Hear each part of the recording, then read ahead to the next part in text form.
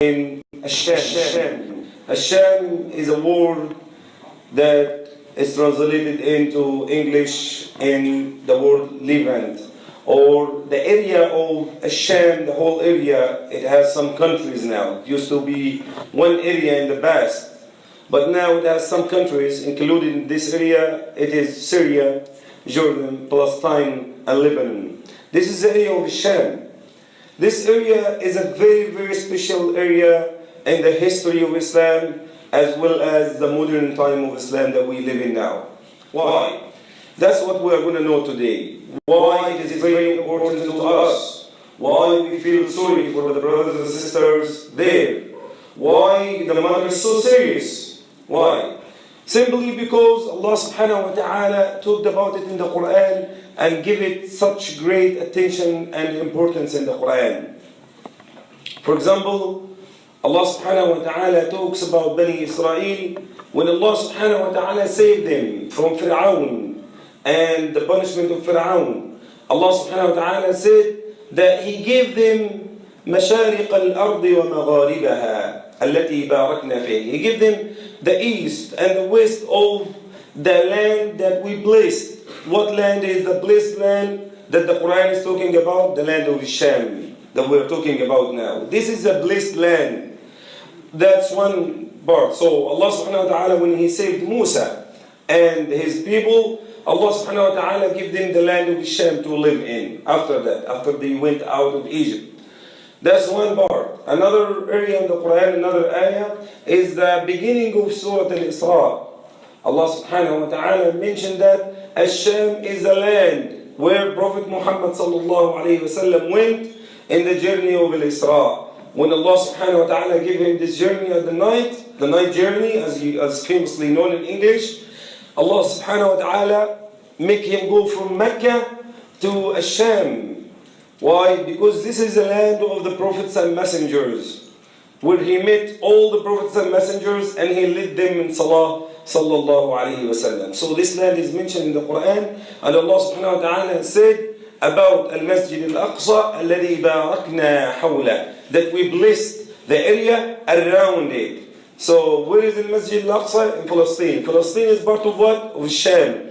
The area around it, the whole area of Sham, the other countries that we just mentioned before, among them is Syria and Jordan and Lebanon. This is the area of the Sham, the blessed area. Why? Because Allah subhanahu wa ta'ala make most or great number of the messengers and prophets to come and live in this area, as we're going to see also in our explanation. The third ayah we're talking about is that Allah subhanahu wa ta'ala, when He talked about His Prophet Ibrahim alayhi salam. Ibrahim alayhi salam originally from Iraq, from Iraq. But what land that Allah subhanahu wa ta'ala make him migrate from Iraq to it? It is the land of Sham, the land we are talking about. This is the land that he traveled to, and he rested there with his family. Allah subhanahu wa ta'ala said in the Quran, what means that we saved him, as well as Lut. Ibrahim was the uncle of Lut alayhi salam. We saved both of them إلى الأرض التي باركنا فيها للعالمين ونجيناه ولوطا إلى الأرض التي باركنا فيها للعالمين. What land the Quran is talking about? That Allah subhanahu wa ta'ala saved Ibrahim and his nephew Lut and make them travel to it and rest in it after the punishment came to their people. It is the land of Sham that we are talking about.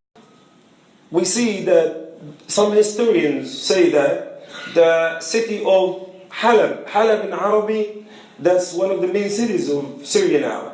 That's the city that they were bombing some days ago. That's the city where the people are being killed there for nothing except that they defend their own religion and they defend their own belief and their following of the Sunnah and the Book of Allah, the Book of Allah and the Sunnah of the Prophet sallallahu alaihi wasallam. Actually, the war there is a war about beliefs in the first place, not about economics, not about control, and not about supremacy. It's not about that at all. It's about beliefs. It's about beliefs. This land is a very, very crucial land, as we're going to be talking about. So that every group that follow certain belief is fighting to take it and to put control in it. The people who live there, the majority are Sunnah. People like us who follow the book of Allah and the Sunnah of the Prophet Muhammad sallallahu alaihi wasallam. But still there live some people who follow the Shia madhab. The people who say that we are those people who follow this sect or this group in Islam are very fanatic from the beginning of the Islamic history, from the time of Ali radiallahu anhu to Ali. They love him, that's good, we also love him, but they make him sometimes equal to the Prophet ﷺ. Some of them say that he should be the Prophet, no Prophet Muhammad. They go fanatic to this thing. Some of them even make him, God forbid, even like he's God. He's going to be judging people in the day of judgment. He knows everything, he knows the unseen. He's not human anymore if they make him this way. This is the same mistake that the Christian people did with Isa alayhi salam. The Christian went too far with Isa alayhi salam, Jesus, until they make him prophet. The same thing with the Shia, going too far with Ali until they make him a prophet or even a God. When you see the way they give speeches now in their books and stuff like this. So from a long time ago in the Islamic history, some of them lived there. But recently they started to fight to have control over the whole land and to evacuate the Sunnah from the area. Why? Because this land is the blessed land. This land is very, very important in the events that will come before the day of judgment, as we're going to see. Also, this is a land that Allah Azza wa Jalla swore by it in the Quran. In Surah Al-Teen, Allah subhanahu wa ta'ala says, وَالتِّينِ وَالزَّيْتُونِ وَطُورِ سِينِينَ وَهَذَا الْبَلَدِ الْأَمِينَ. So some scholars say that the word teen, which is like the fig we eat, is one of the fruits. The land where it has this is the land of Ash-Sham. And Zaytun, the olives, is the land of Palestine, which is part of Ash-Sham also. And Sinin, that's the land of Egypt. And Al-Balad al-Amin is Mecca, the land of the Prophet sallallahu alaihi wasallam, Hijaz. So these lands that Allah subhanahu wa ta'ala mentioned in the Quran, these are like one of the most important lands for the history of Islam, because Islam began there, and it looks like most of the prophets began their da'wah from there, and it's going to continue playing very important role till the day of judgment. One of the things about Sham, why Sham is very important, because the Prophet ﷺ told us that Al-Masih al-Dajjal, or the Antichrist,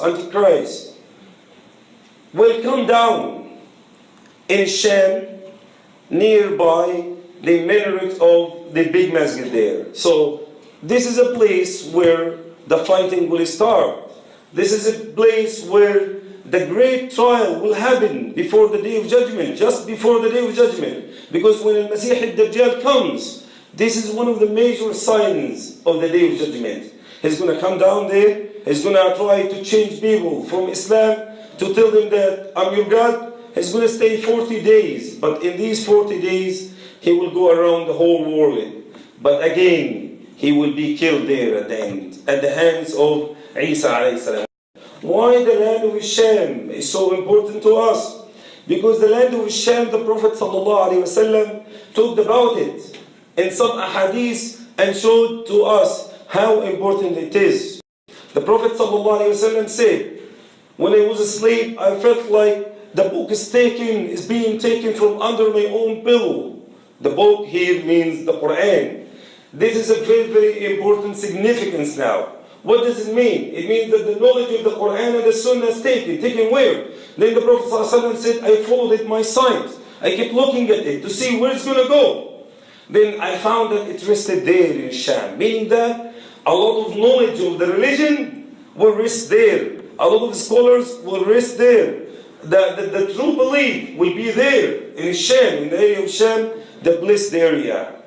And for your knowledge that 10,000 Sahaba of the Prophet Muhammad sallallahu alaihi wasallam, the people who saw the Prophet sallallahu alaihi wasallam with their own eyes and witnessed the revelation was coming fresh to the Prophet sallallahu alaihi wasallam, went there to the land of Sham when they were conquering or opening the lands and calling people to the religion of Allah subhanahu wa ta'ala. And some of them rested there, and some moved from there and continued their da'wah for the sake of Allah subhanahu wa ta'ala. This is the land where the Sahaba rested there, some of them, and they mixed with the people to the limit that the people were talking their own language for thousands of years, and they willingly gave it up for the Arabic language. So the language is not there anymore. It's not only Sham, it's also Egypt. They used to speak the Coptic language. They give it up for the Arabic language. When Islam comes to everywhere in the world, people were waiting for it. People will take it with love, and they will learn the Quran and the Sunnah, and they will give up the language they have. They're very great aim they have now is to learn Arabic, so that they understand their religion in a perfect way. They spoke Arabic from that time. And the descendants of the Sahaba, from there, they still live there in these blessed areas. That's why the Prophet ﷺ made dua for Sham, and he said, "Oh Allah, bless our Sham. Oh Allah, bless our Yemen." Those two areas specifically, he made dua for them. Why? Because they will be a great trial before the day of judgment. These two areas are very crucial in these events. Very important to us. And also the Sahaba asked him, Prophet of Allah, when the time will come and the trials will come and we see a lot of disagreement, what do you advise us? What place we should go to? He said, go to Sham. Go to Sham. Because there, he said, لا تزال طائفة من أمتي على الحق منصورين. Some of my ummah will stick to the truth and will be guided and giving victory from Allah subhanahu wa ta'ala. No matter how people went against them, they will be there in the area of Sham. So stay with them. To the day of judgment, the truth will be on their own side. Stay with them. So they said to him, if we couldn't make it to go there, what area we shall go to? He said, go to Yemen.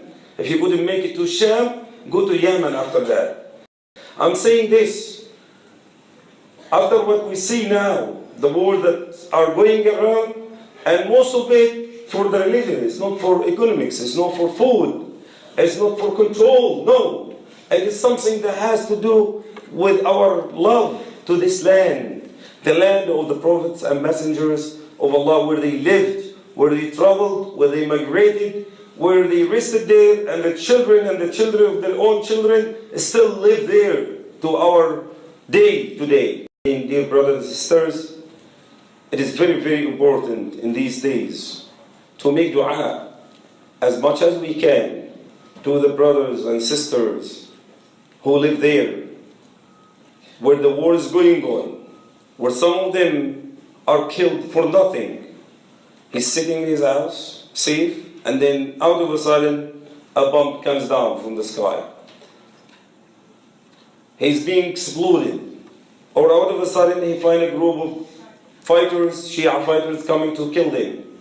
Until they force them at the end, after they make siege around them for around 2 months now, they force them to leave their own land. They evacuated the city, and they are going somewhere else nearby.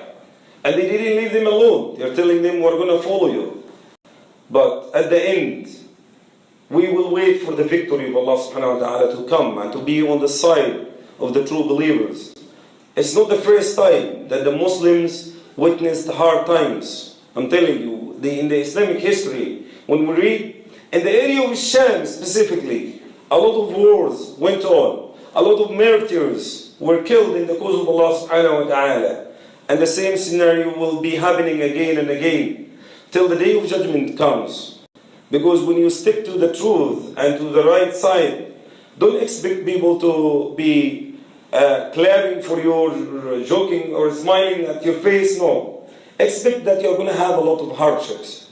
And because we love our own religion and we stick to it, these hardships are nothing comparing to what we expect from Allah subhanahu wa ta'ala in the akhirah, in the hereafter.